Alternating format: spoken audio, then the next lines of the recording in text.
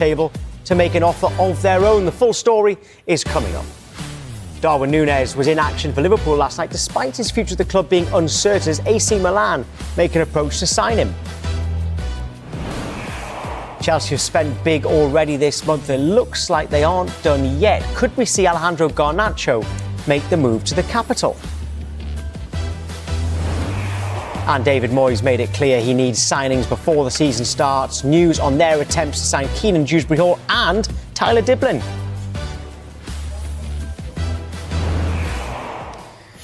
We start Good Morning Transfers with breaking transfer news as well, and it comes from West Ham. Now, they're in advanced talks to sign a goalkeeper from Botafogo, John Victor, we understand. Now, West Ham were interested in the Leicester goalkeeper, Mads Hermansen, but didn't get close to Leicester's valuation. This has led them to pursue Victor, with one source telling us an agreement between the clubs is close. Now, Botafogo, by the way, so they're going to lose their goalkeeper, but they're in the process of bringing in Bournemouth's Neto as a new goalkeeper. So the domino effect is in full swing. John Victor leaving Botafogo to go to West Ham. That one's close. And Botafogo replacing him with Bournemouth's Neto. So two Premier League clubs involved in that. We will just introduce the guests here with Jay Bothroyd and Mark McAdam. We will get to Benjamin Sesko in a moment. But on this one, Mark, with Neto going to Bournemouth, that is exactly what it is, a domino effect. Yeah, it's good business as far as Bournemouth are concerned. They signed Neto on a free transfer. He's one of the highest paid players in the squad. He was actually on the pre-season tour, the summer series with Bournemouth, and he didn't travel back from the US to England. He went straight to Brazil to get this deal done. And they'll be pleased because 61 appearances in the Premier League, was a club captain at one stage as well. Really instrumental in knitting that dressing room together. Good character, on loan at Arsenal last season. Obviously felt like he wasn't going to get the game time he wanted off the signing of Petrovic from Chelsea, and decided he wanted to go back home, play football and start where it all began. And great opportunity. And as I say, Bournemouth will be satisfied because big earner, no longer on the wage bill. Yeah, so Bournemouth losing a goalkeeper, West Ham about to gain one in John Victor. Right, OK, as promised, let's get developments involving Benjamin Sesko as Newcastle United have upped their opening offer for the RB Leipzig forward, according to our colleagues at Sky Germany, who say today could be decisive. Mark, just fill us in on the details. Yeah, it feels like the timescale for this one getting completed is shortening now. We know that there has been this dilemma for Benjamin Sesko with regards to where does he want to go, but with €1 million, with some add-ons as well. So Newcastle United and Eddie Howe in the market for a striker, pushing hard, and last night it looked like they made a significant step forward to try and get this deal agreed. We know that Manchester United have been lurking in the background for some time. Our information is that Manchester United would be willing to sign Sesko and potentially make RB Leipzig an offer of around €80 million as well. He'll get very similar wages at both football clubs, and ultimately this has been left to the player to decide. Where would you like to go? Would you like to go and join Eddie Howe's Newcastle United or Ruben Amorim at Manchester United? But in the early stages of this deal, it's been Newcastle that have been making all of the significant steps to try and get the player and convince the player that he has a long, strong and positive future in the Premier League, but in the North East. Be interesting to see what Manchester United do, but it certainly feels like today is going to be a significant day with movement on this particular deal. I don't think by Thursday or Friday we'll be talking about where is Benjamin Sesko going. I think we're going to know very soon. Right, Jay Bothroyd, welcome. Let's start with the Newcastle side of things and then move on to Manchester United. If Isak goes, is he the perfect replacement? Yeah, I think it would be a great signing. I really like the way he plays. He's got a lot of great attributes, very strong. He is 22 years old as well, so you've got a lot of upside from that point of view, even though you're spending a lot of money for someone that's obviously not proven in the Premier League yet. But, I mean, he would have time to bed himself in and grow as a good player, just like Isak kind of did, really. But again, I think he's a great goal scorer, great movement. He's got a good touch. He can manufacture his own goals, which is very important. And if Isak is going, I mean, in my opinion, Isak is probably the best all-round number 9 right now in the world. And to bring someone like that in with so much potential, I think it would be a great signing for Newcastle. This is the question that everybody's asking right now. I mean, if you were Benjamin Sesko and you were given that choice, Newcastle United or Manchester United? Right now, what's the more attractive option? I mean, both clubs are great clubs, and it's great for him to be in that position. But I still don't think you can turn down Man United. I still think there's a big ceiling for Man United, obviously because of the financial fair play as well.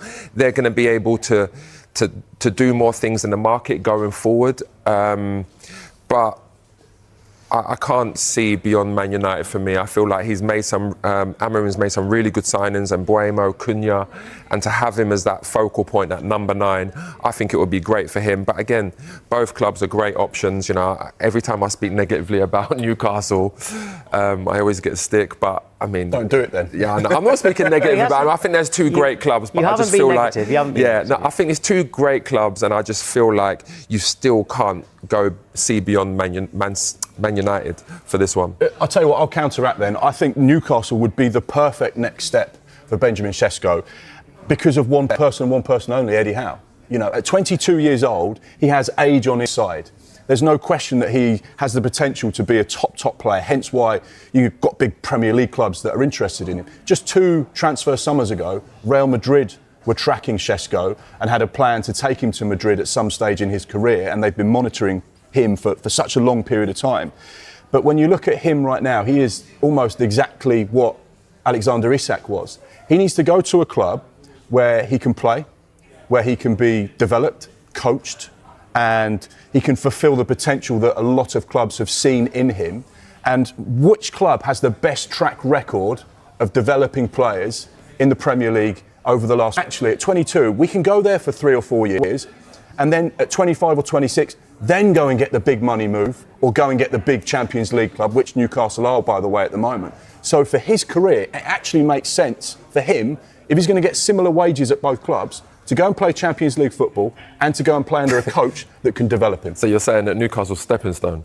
I'm not saying it's a stepping stone. I'm saying for him right now, that would be the next disrespect best step. No, I would. You started on me already. He was getting Newcastle fans on his side. I know exactly. Then kind of said stepping stone. I just feel like, I mean, obviously, if Man United was to go and improve, Amarim was to get them being successful, playing the way he wants them to play, a club like Man United is that next step, right? So I feel like if it's going to be a club like that, then you might as well go there now and try and help build it and be that number 9, because he's going to play week in, week out. There's no doubt about that, because obviously Amarim don't really fancy Højlund. We see that last year. He didn't play much even when he was fit.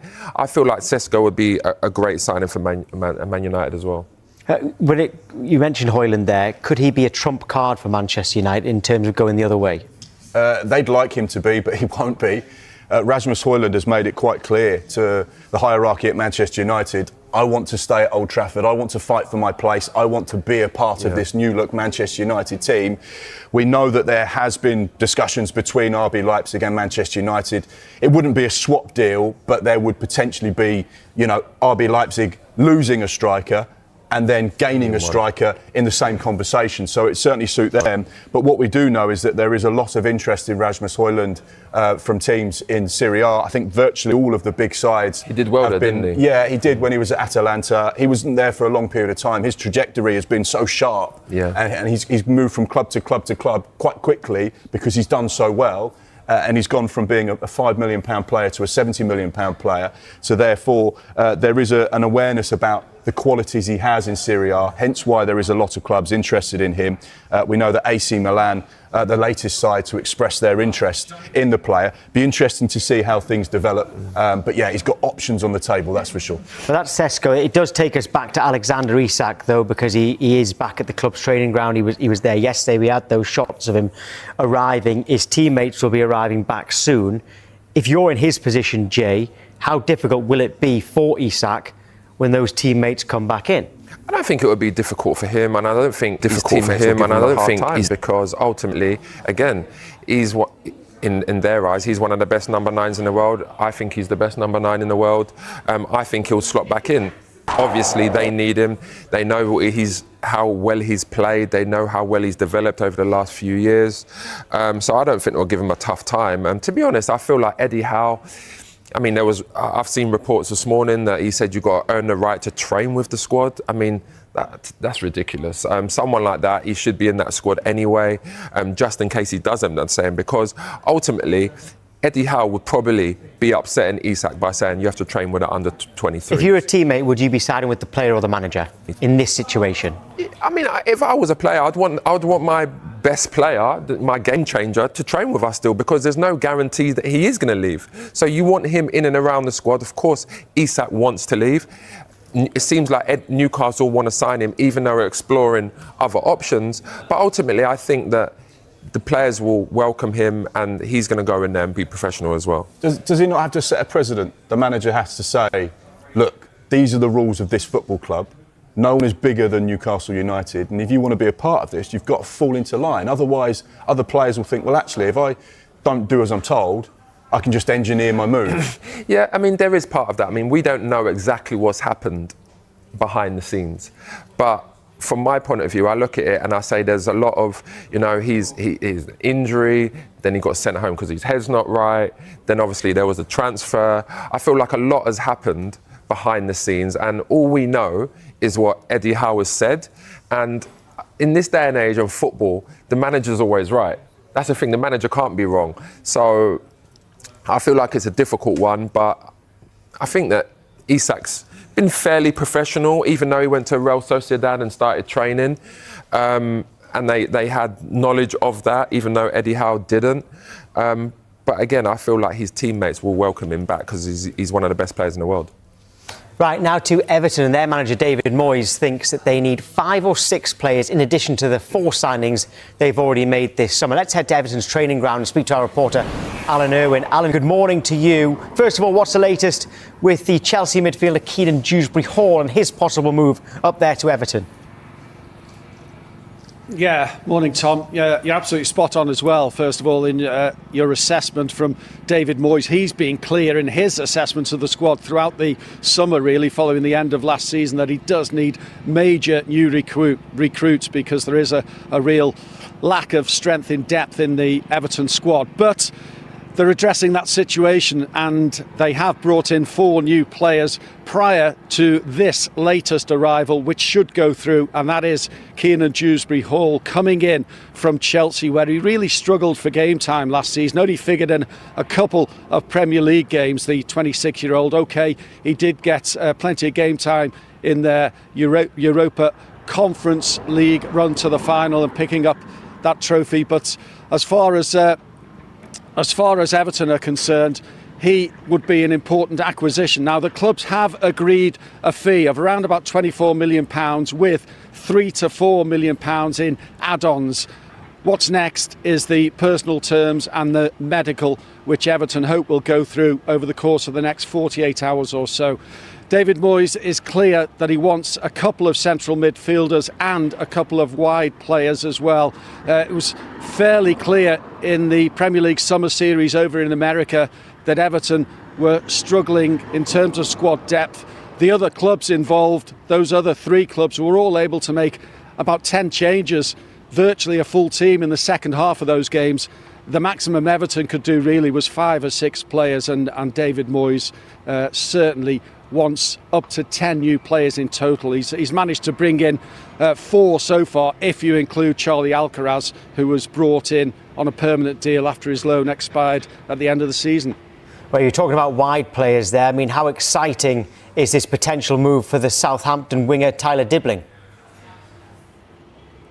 Yeah, Everton have had a second bid rejected, and it's a substantial bid as well. The initial bid of £27 million last week was rejected outright by Southampton. Now, Everton went back fairly quickly with a second bid for the 19-year-old of £35 million plus around about £8 million in add-ons.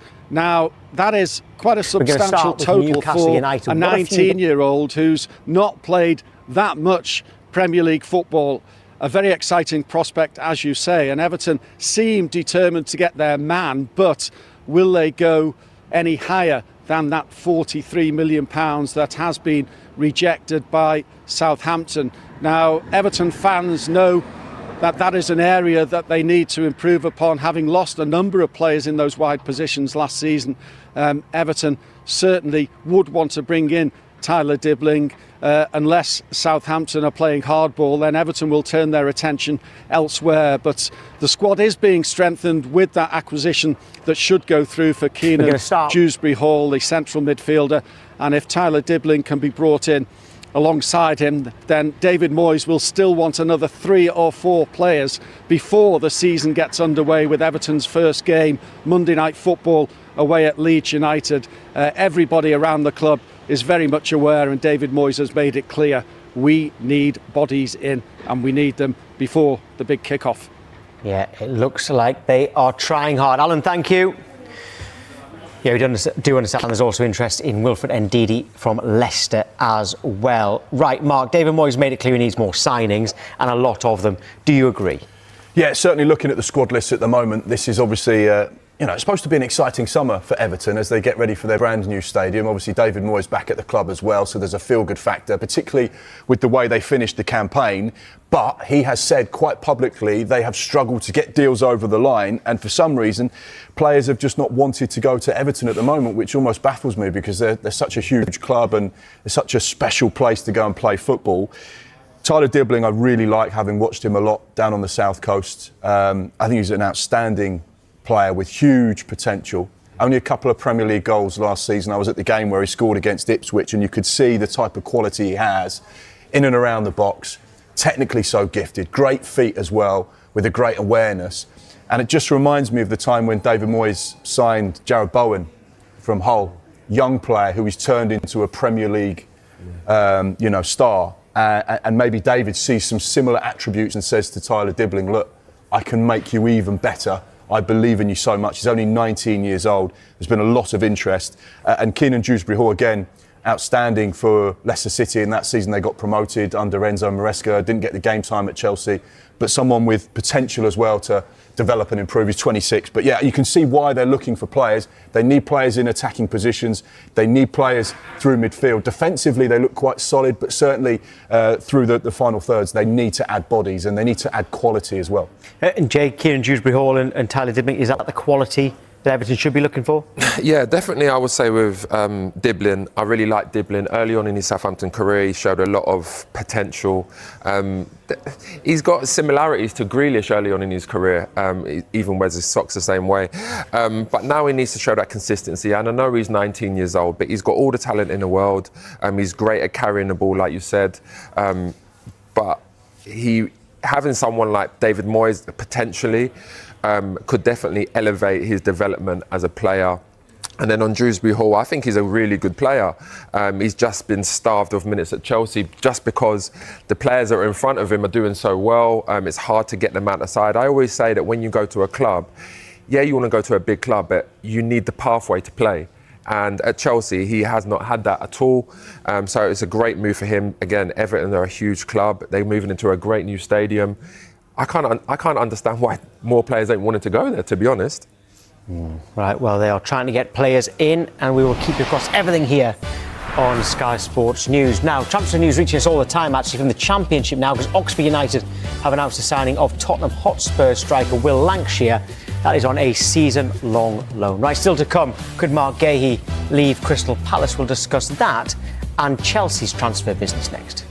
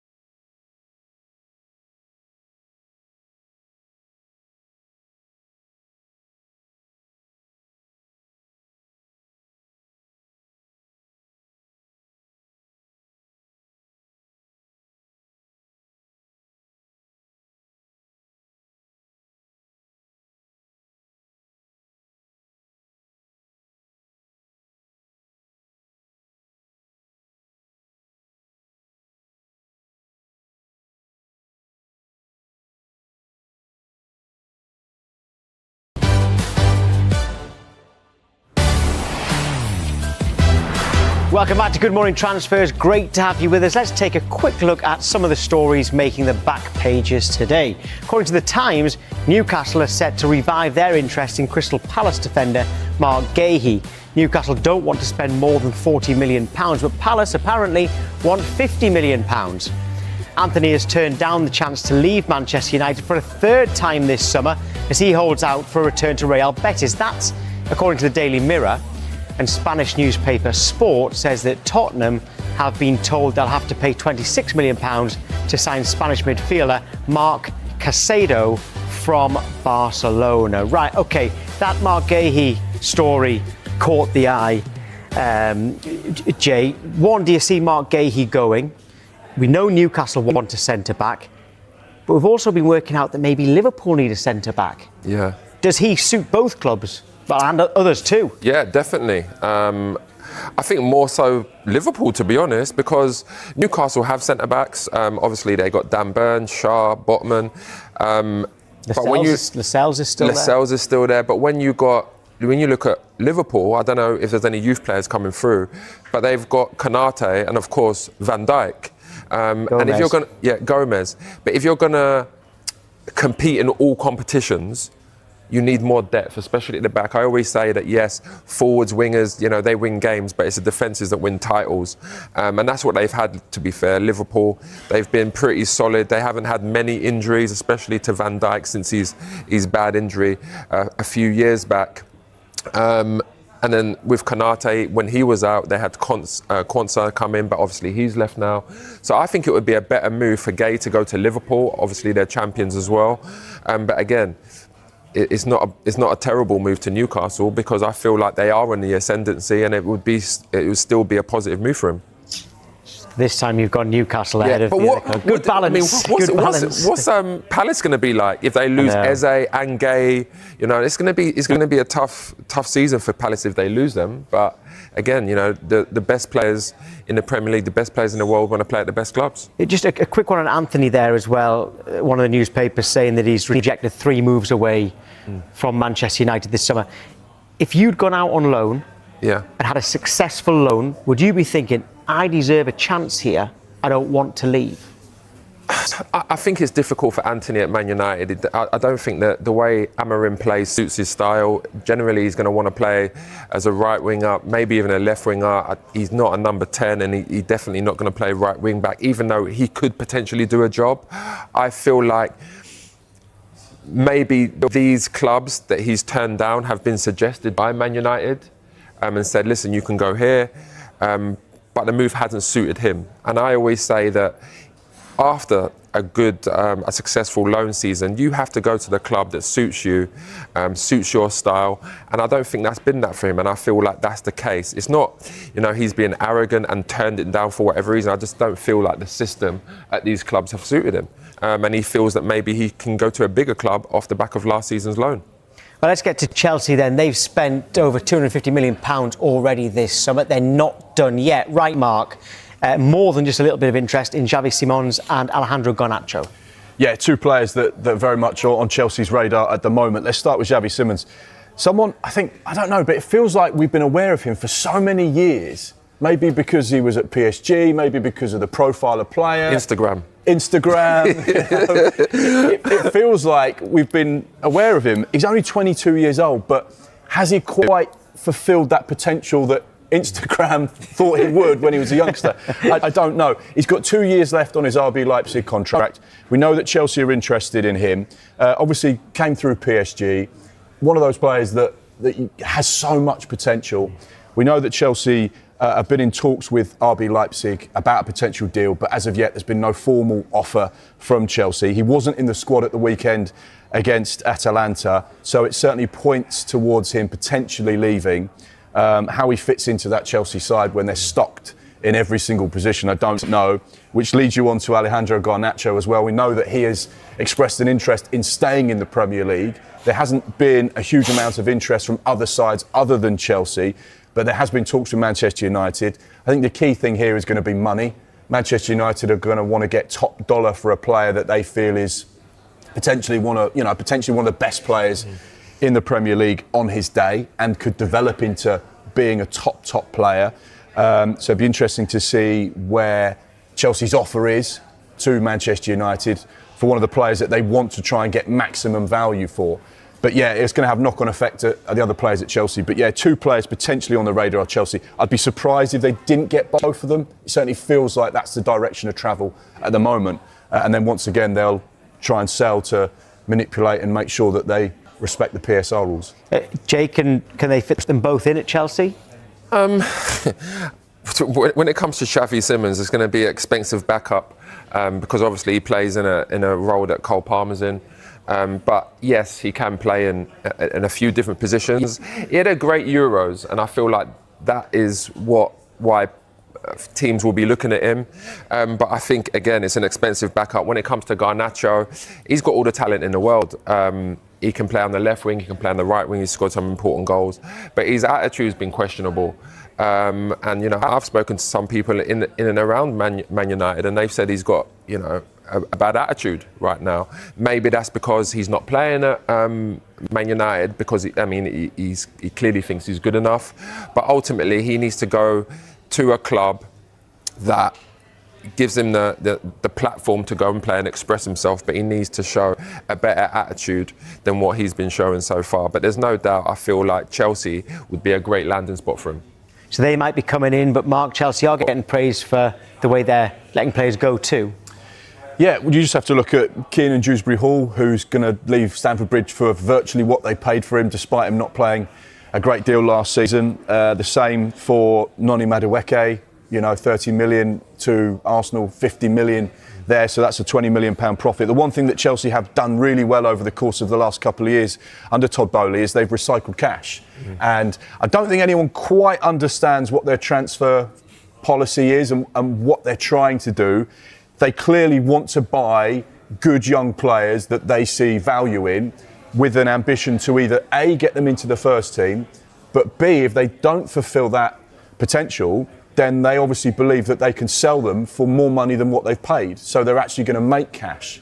So it seems almost like there's 2 kind of transfer policies at Chelsea. There's one, we're going to go and put them into the first team, and actually some players they may not actually buy to go in the first team, but they think this is such a good deal that we can actually use this as a part of our business model to make money, because trading in players can earn you a lot of money. You know, one thing I would say about that, everyone says, oh, you know, we can sell players.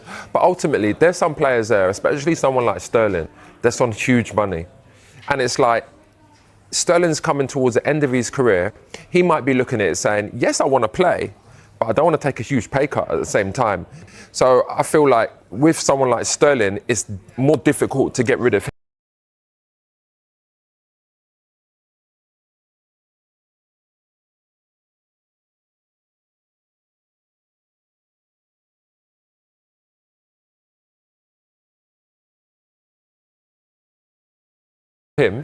Yes, there's been talks that he might be going to Napoli, but ultimately he's on a big wage, and so are some of them other Chelsea players. So yes, as much as they have assets they can sell, it's that player that's going to the next club that wants to be paid at least the same or more. Yeah, so Raheem Sterling is slightly different because he was signed under Roman Abramovich, so under a different era, and was given a huge contract, which is what they did back then, where they were paying people, you know, top players, £300,000 a week, because that was the going rate. Under Todd Boehly and this new regime at Chelsea, they're paying a lot less in basic wages, but obviously a lot more performance-related add-ons. So they haven't got new players that are on £300,000 a week. They'll be on £100,000 with potential add-ons that could generate huge income, but it's based on individual and collective success. Another player worth mentioning, Nicholas Jackson. It feels like with the signing of João Pedro and Liam Delap that he is a player potentially that is available. And again, Chelsea's price tag is going to be substantial. They paid around 35 million. That was his release clause from La Liga. And now they'll say, well, actually, we can sell him for 70 million and double our money, or 80 million and more than double our money. So that would be seen as really successful business, even though at Chelsea, he may not be seen as a huge success because of goals or game time. They'd say, well, actually, that was a really good business decision, which feels like a lot of what Chelsea do. There's a number of players. When you look at some of the players they've already sold, Noni Madueke, João Felix, Petrovic, 25 million. There's Kepa that's gone to Arsenal as well. He was earning big money, no longer on the wage bill. Humphreys has gone. and then you look at the players that potentially could leave, this still could be a really successful window for Chelsea. How many years has Jackson got in his contract? Do you know that? Probably about 12. See, this is the When he- thing. when he This signed, is the it thing. was- So Jackson is in a position where he's like, hold on, I've got a contract that's got like, I don't know, let's just say he's got like 6 years on his deal. Yeah. I'm happy to sit here and collect money. And wait and bide my time for me to get back in the side. You know, everyone talks about Jackson's numbers, and I think the thing about Jackson that I look at is the way he handles himself on the pitch sometimes, the way he handles himself off the pitch. The thing that springs to mind for me is that situation he had with Cole Palmer. That wasn't good, that didn't look good for him. But he's actually got better stats in the Premier League than Didier Drogba in his first 2 seasons. So he's not a scrub. He's still like an effective player. I'm sure he'll still get game time. But if someone comes in and wants to pay 80 million, which I don't think that anyone will do that. No. You know, Chelsea are going to accept it. But again, he's a player. If you want to get him out, it's got to be a really good move for him. He's got 8 years left on his contract. Yes. 2033. He's got, and how old is he? 23. So he's got a Signed a new contract one that last September. Yeah, so he's got a contract. 24. He's got a contract that could potentially retire him. Yeah. So the cards are held by Chelsea in that situation. Yeah. Now, they probably would turn around and say, well, we're comfortable with that 8 years remaining on his contract because we're only paying him 100 grand a week. Whereas if he went to another club, for 80 million or 70 million, he might get 200 grand a week or 300 grand a week. See, I think Jackson's in a better position than Chelsea. Because ultimately, if he's not playing and he's sitting on a big contract, that price tag is going to go down the longer he doesn't play. Well, true, And but then- when you've got 8 years, Exactly, left, and it's not then- going to go down too much. But Exactly. And then teams will look at it and say, okay, yeah, maybe I'm happy to pay 40 million for him. But let's bring you right up to date with Chelsea, though, because another forward could be on his way out. Armando Broja, broad agreement in place between Burnley and Chelsea. They're just talking about the structure of the deal. He's 23 years old. And also another line to bring you, Sky and Germany reporting that Borussia Dortmund are in negotiations with Chelsea over the permanent transfer of Carney Chukwuemeka. So that's a permanent transfer. He spent last season on loan at Dortmund, is expected to leave Chelsea. Right, loads more still to come. Johan Wissa expected back at Brentford training today, but will he still be there come the end of the window?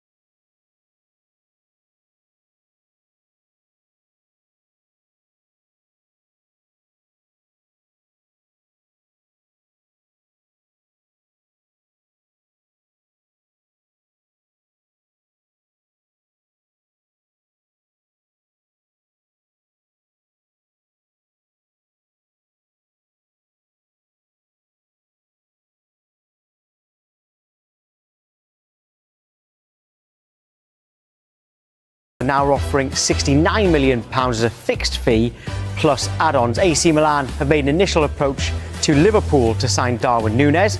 Borussia Dortmund are considering potentially re-signing Jadon Sancho from Manchester United. Manchester City are close to agreeing a new deal with centre-back Ruben Diaz.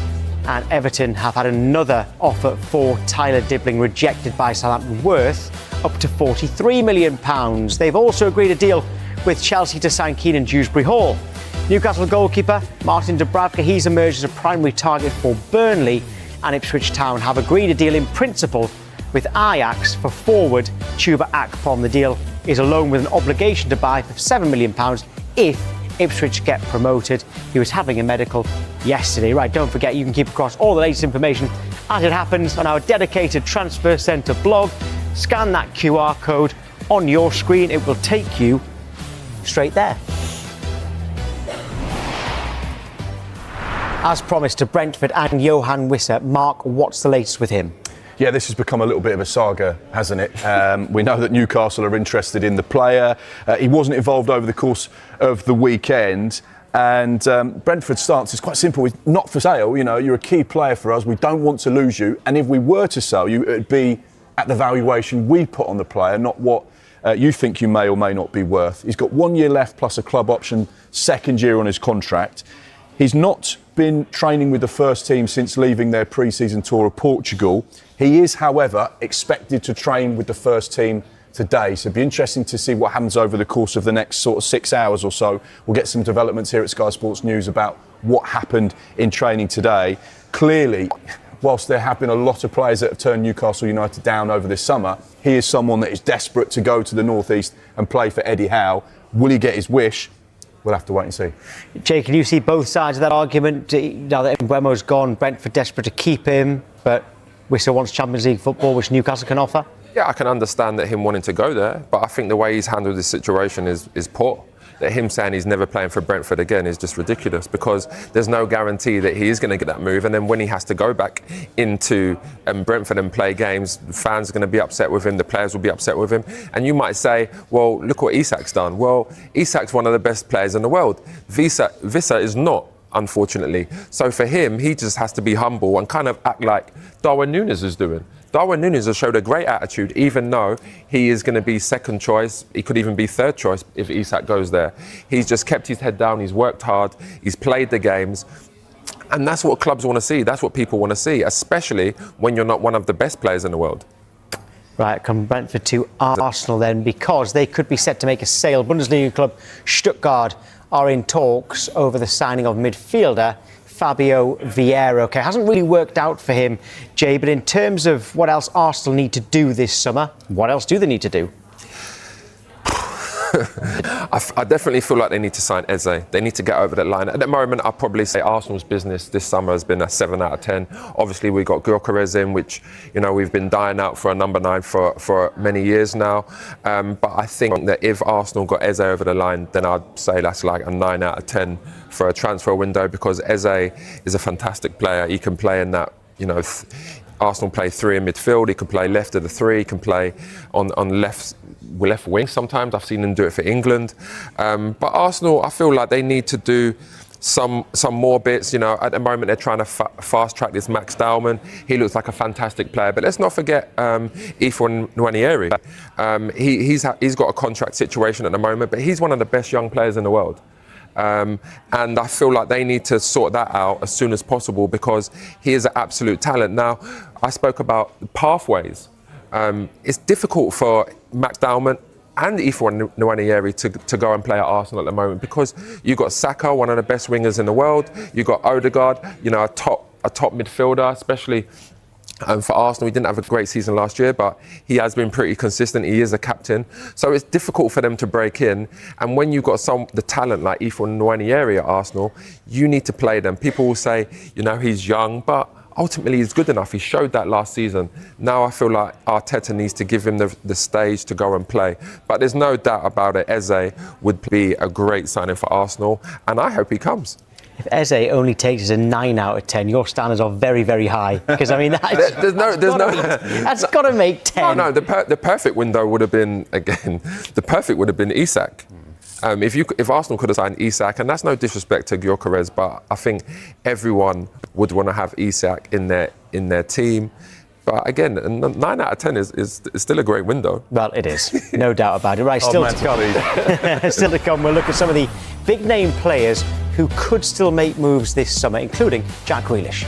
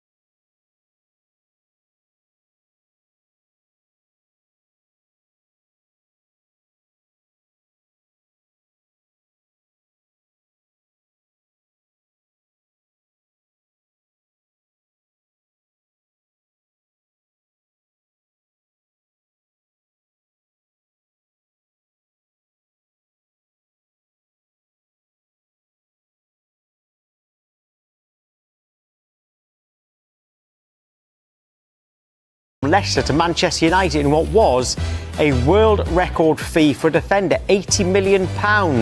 At the time, Manchester City were also interested, but he joined United, signing a 6-year contract at Old Trafford, and of course is still there, with several England caps to go with it. Right, it's been a really busy transfer window already, and there's so much more that could happen. Now, we've picked out 4 big-name players who could still be on the move this summer, all with different situations, by the way. We'll start at the far side with Jack Grealish. We know that Napoli are interested in him. What's the best scenario for him this summer now, Jay? Obviously, he needs to go somewhere and play games. I think Jack Grealish is still like a fantastic talent.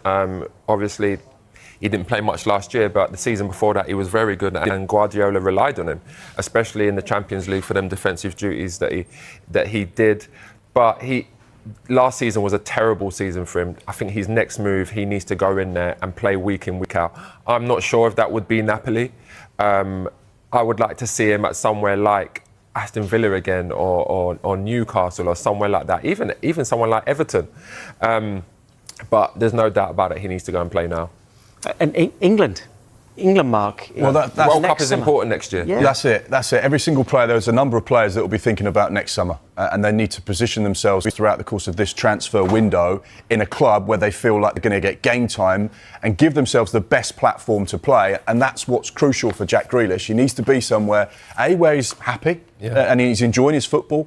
He's 29 years old. He's getting to that stage now where his resale value is going to start to fall, and he's on big wages, which is another big issue. You may see Jack Grealish move towards deadline day, the back end of this month, because a lot of teams will be interested, but the financial package that Manchester City want right now will change as you get closer to deadline day, and they'll be thinking, we want to shift the wages off the wage bill. He's not going to get game time here, so therefore we're going to have to accept the next best offer.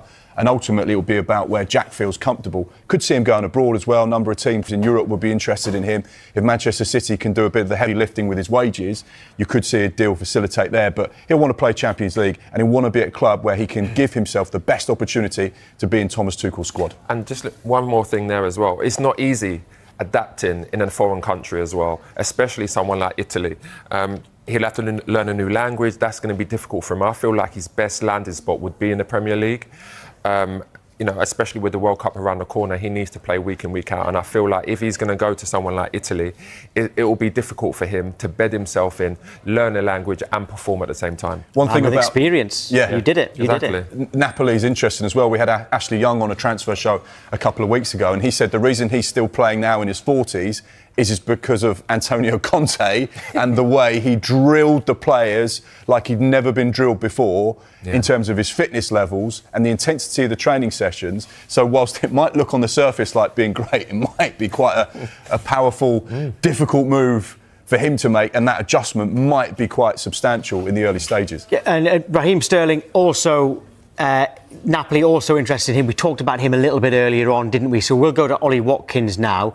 Main man at Aston Villa. He's not on there because he's not wanted by his club. He's on there because his club do want him, but other clubs do as well. What do you see happening with Ollie Watkins? I think that he should stay at Aston Villa. Again, he's their talisman. He's done fantastically well there. He's earned himself in a place in the England squad regularly. I feel like to go to Man United now, it wouldn't benefit him. Financially, it probably would. But I feel like staying at Aston Villa now is the best move for him.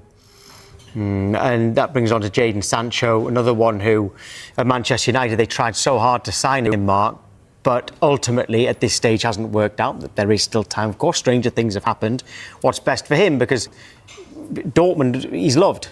Yeah, absolutely loved. Could it be a third time as well? He obviously came from Dortmund to Manchester United, where he'd had his best days, hence why United paid over £70 million for him, went back on loan in 2024, got them to the Champions League final. And again, there's this flirtatious interest once again from a club that he's had so much happiness with. You could see why there is interest, but again, he's got a year left on his United deal with the club year option. It's unlikely they're going to trigger that, so they'd like to try and do a permanent sale this summer if they possibly can. But wage is a big problem, and that's where Manchester United will have to say, right, we'll make a quite hefty contribution to facilitate a potential deal. Jadon Sancho, like Marcus Rashford, may have to take a little bit of a pay cut to make it happen. So one to keep an eye on, that's for sure. Again, this is a situation where we're talking about Sancho that's earning huge money. Like you said, he's got a year left on his deal with a club option. The club definitely won't take that up. Is he willing to just sit there and play bit parts for Man United? Because if the deal is not right to go somewhere else financially, it's a situation where it's difficult to leave that now.